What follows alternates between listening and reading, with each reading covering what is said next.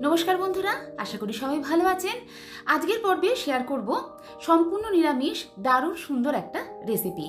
যে কোনো নিরামিষ দিনে এই রেসিপিটি বানিয়ে কাউকে যদি আপনি খাওয়ান, তাহলে সে ধরতেই পারবে না এটা কি দিয়ে তৈরি হয়েছে।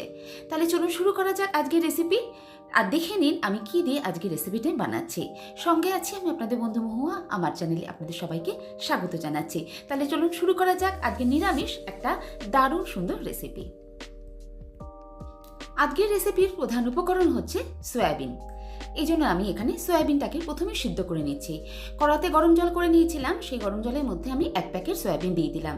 সয়াবিনটাকে এবার একদম ফুল আঁচে রেখে 2 থেকে 3 মিনিট সিদ্ধ করে নেব।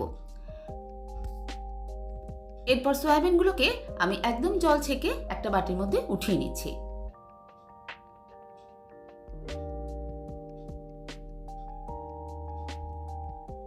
এবার এই সয়াবিনগুলোকে আমি আরেকবার ঠান্ডা জলে ভালো করে ধুয়ে নেব।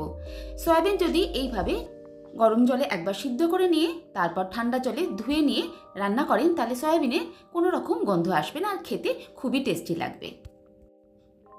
সয়াবিনগুলো এবার আমি একদম জল ঝরিয়ে শুকনো করে চিপে তুলে নিচ্ছি। চেষ্টা করতে হবে যতটা সম্ভব শুকনোভাবে চেপা যায় একদম চিপে শুকনো করে তুলে নিতে হবে। এবার ওই সয়াবিনগুলো আমি একটা মিক্সির জারের মধ্যে নিয়ে নিচ্ছি। সয়াবিনগুলো এবার আমি মিক্সিতে গ্রাইন্ড করে নেব। এবার সয়াবিনগুলো আমি একটা আলাদা বাটির মধ্যে নিয়ে নিয়েছি। এর মধ্যে এবার দিয়ে দিচ্ছি আমি একটা সিদ্ধ আলু। একটা মিডিয়াম সাইজের আলু আমি সিদ্ধ করে নিয়েছিলাম, সেটা এবার এর মধ্যে দিয়ে দিলাম। এরপর আমি এর মধ্যে দিয়ে দিচ্ছি 2টো কাঁচা লঙ্কার কুচি আর দিয়ে দিচ্ছি 1 চামচ মতো আদা গ্রেট করা। আপনারা চাইলে এখানে আদা বাটাও ইউজ করতে পারেন। এবার এর মধ্যে দিয়ে দেবো স্বাদ অনুযায়ী নুন, অল্প একটু জিরের গুঁড়ো, অল্প একটু লঙ্কার গুঁড়ো দিয়ে দিলাম আর দিয়ে দিচ্ছি একদম অল্প একটু গরম মশলার গুঁড়ো। আর এর সাথে দিয়ে দিচ্ছি 2 চামচ বেসন।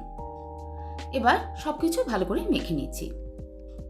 যদি সয়াবিনের মধ্যে জল ভাব না থাকে, একদম শুকনো থাকে, তাহলে এই 2 চামচ বেসনই খুব সুন্দরভাবে মাখা হয়ে যাবে। মাখাটাকে বেশ সুন্দর একটা টাইট মন্ড মতো করে নিতে হবে।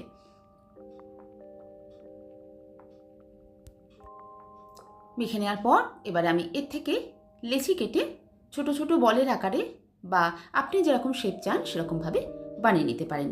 আমি ঠিক মুঠার মতো শেপ করে বানিয়ে নিচ্ছি। এগুলো বানানো ভীষণ সহজ আর এর জন্য হাতে আপনার তেল লাগানোরও কোনো প্রয়োজন নেই। এমনি হাতেই দেখবেন সুন্দরভাবে তৈরি হয়ে যাচ্ছে। খুবই সহজ বানানো আর একদম ঝটপট বানিয়েও নেওয়া যায়। দুটো আমার বানানো হয়ে গেল দেখুন। ঠিক একইভাবে বাকিগুলো আমি বানিয়ে নিচ্ছি। সবগুলো বানানো হয়ে গেছে। এবার রান্না শুরু করার আগে একটা মশলা তৈরি করে নেব। যে জারের মধ্যে সয়াবিনটাকে গ্রাইন্ড করেছিলাম তার মধ্যে দিয়ে দিলাম একটা বড় সাইজের টমেটো, 2টো কাঁচা লঙ্কা আর একটা আদা। এগুলো এবার আমি পেস্ট তৈরি করে নেব। এই মশলা পেস্টের মধ্যে কিছু গুঁড়ো মশলা আমি এখনই দিয়ে দিচ্ছি। প্রথমেই দিয়েছি হলুদ গুঁড়ো, অল্প একটু জিরের গুঁড়ো, এবার দিয়ে দিচ্ছি ধনের গুঁড়ো আর কালারের জন্য দিয়ে দিলাম কাশ্মীরি গুঁড়ো লঙ্কা। সব কিছু এবার ভালো করে মিশিয়ে নিচ্ছি। এইভাবে মশলাটা আমি আগে থেকে বানিয়ে রাখলাম, এতে আমাদের রান্না করার সময় সুবিধাও হবে আর গুঁড়ো মশলাগুলো সুন্দরভাবে বেশ মজে যাবে। মশলা বানিয়ে নেওয়ার পরে এবার চলে যাব গ্যাসের কাছে। গ্যাস অন করে দিয়ে কড়া বসিয়ে দিয়েছি। এবার দিয়ে দিচ্ছি সর্ষের তেল। প্রায় 3 টেবিল চামচ মতো সর্ষের তেল দিয়ে দিলাম। তেলটা ভালো করে গরম করে নেওয়ার পরে এবার সয়াবিনের যে বড়াগুলো বা কোপ্তাগুলো বানিয়েছিলাম সেগুলো ছেড়ে দিলাম। ছাড়ার আগে তেলটা অবশ্যই ভালো করে গরম করে নেবেন আর যখন ছাড়বেন তেলটাকে একদম লো ফ্লেমে করে দেবেন। ছাড়ার সঙ্গে সঙ্গেই নাড়াচাড়া করার কোনো দরকার নেই। এক পিঠ ভালো করে হয়ে যাওয়ার পরে এবার উল্টে দিয়ে ওই পিঠটা ভেজে নিতে হবে। যেমন করে কোনো কোফতা আমরা 2 পিঠ সুন্দর করে লাল করে ভেজে নিই, ঠিক সেইভাবে ভেজে নিচ্ছি।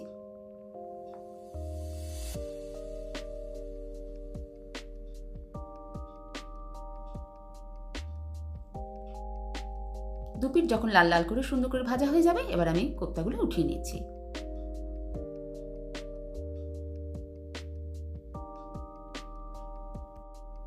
বাকিগুলো ঠিক একইভাবে ভেজে নেব। সয়াবিনের মুঠাগুলো তুলে নেওয়ার পর এবার ওই তেলের মধ্যে আমি আলু ভেজে নিচ্ছি। একটা বড় সাইজের আলুকে এভাবে আমি ডুবো ডুবো করে কেটে নিয়েছি। আপনারা চাইলে আলু দিতেও পারেন বা না দিয়েও করতে পারেন, তবে আলু দিলে খেতে বেশ ভালো লাগে। অল্প একটু নুন দিয়ে আমি আলুটাকে ভেজে নিচ্ছি। আলুগুলো ভালো করে ভেজে নিয়েছি, এবার আলুগুলো আমি উঠিয়ে নিচ্ছি।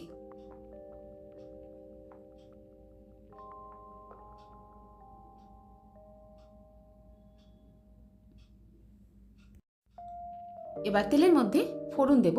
ফোড়নে প্রথমে দিয়ে দিলাম সাদা জিরে, একটা তেজপাতা, আর দিয়ে দেব অল্প একটু হিং। নিরামিষ রান্নায় হিংটা বেশ ভালো ফ্লেভার আনবে। ফোড়নটা কয়েক সেকেন্ড নাড়াচাড়া করে নিচ্ছি। এবার এর মধ্যে দিয়ে দিলাম তৈরি করে রাখা মশলার পেস্টটা।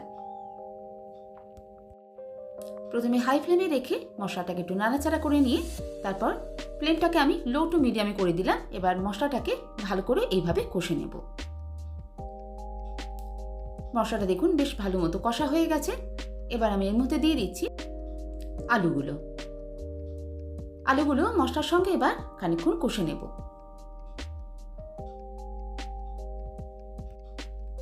মশলার বাটিটা ধুয়ে অল্প একটু জল দিয়ে দিলাম।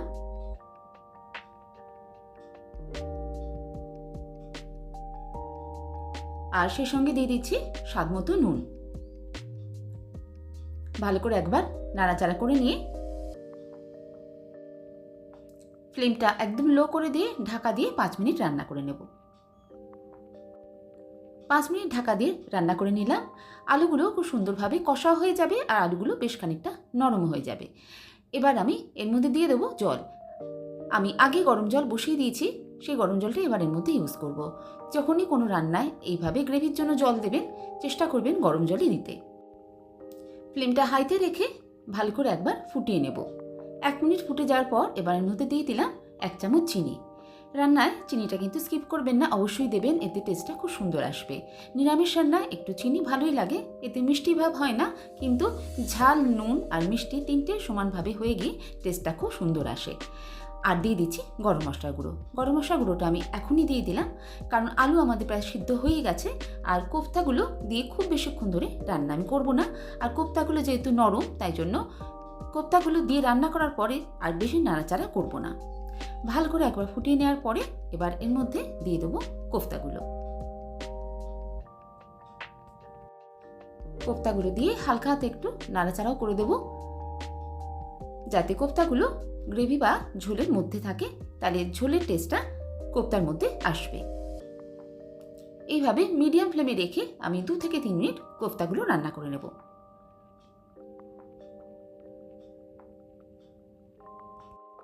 রান্না শেষে এবার দিয়ে দেবো ঘি।